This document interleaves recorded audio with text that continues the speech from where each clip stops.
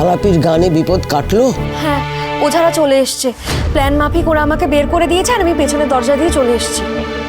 ভয় দেখিয়ে হেমের স্বীকারোক্তি জোগাড় করতে পারলে অনেকটা কাজ হবে, তাই না? মা, মা তুমি তৈরি তো? একটু পরেই কিন্তু তোমায় চোখের জায়গায় যেতে হবে। কাছাকাছি থাকবে মা, দেরি করলে কিন্তু তাল কেটে যাবে। কোথায় হচ্ছে যজ্ঞটা? বাড়ির পিছন দিকে। মা, কি হয়েছে মা? ভয় পাচ্ছ কেন বলো? না মানে ভয় না। তাহলে কি এত ভাবছো?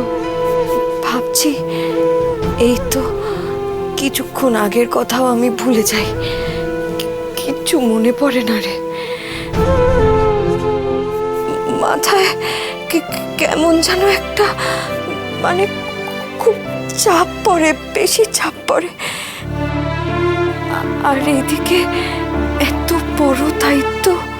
মা, আজ অব্দি কর্তা মাকে যা ভয় দেখিয়েছি, আজ সেই নাটকের শেষ পর্ব।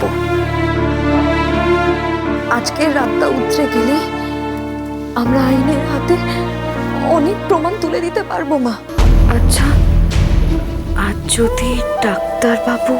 না মা, আজ বড় দাদু তোমাকে ফোনে ফোনে কোনো সাহায্য করতে পারবে না।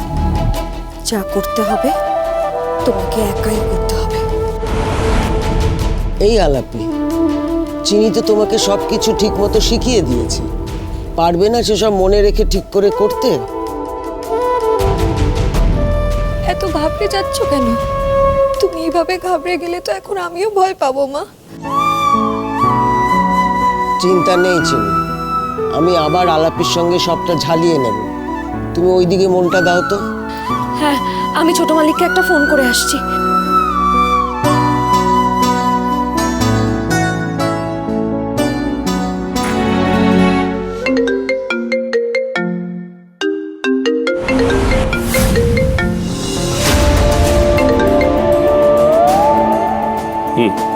ছোট মালিক, আপনি রেডি তো? হ্যাঁ চিনি। এখন আমি আমার দাদু সুধাকর চৌধুরীর সঙ্গে দাঁড়িয়ে আছি।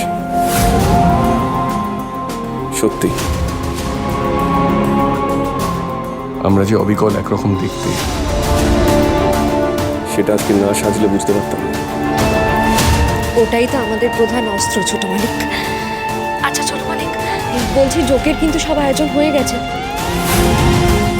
শুরু হতে কিন্তু আর দেরি নেই। আমি এক্ষুনি বেরোবো, আর বড় দাদু পাশের ঘরে রেডি। মনে রাখবেন ছোট মালিক, সামান্য ভুল হলেই কিন্তু সর্বনাশ। চিনি সোম থেকে রবি প্রতিদিন রাত 10:30টায় স্টার জলসায় ও ডিজনি প্লাস হটস্টারে।